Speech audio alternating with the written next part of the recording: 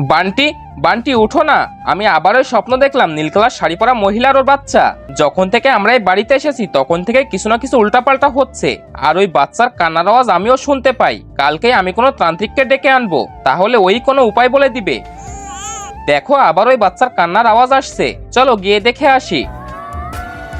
আমি বদলা নিতে চাই। কিসের বদলা? তোর স্বামী মরা অনেকদিন হয়ে গেছে, কবে দিবি আমার টাকা? আমাকে বাস আর কিছুদিন সময় দাও, তোমার সব টাকা দিয়ে দিব। এটা শুনতে শুনতে আমি বিরক্ত হয়ে গেছি। তোকেই ঘরের মধ্যে বন্দি করে দিই, তাহলেই সব কাহিনী শেষ হয়ে যাবে। চল।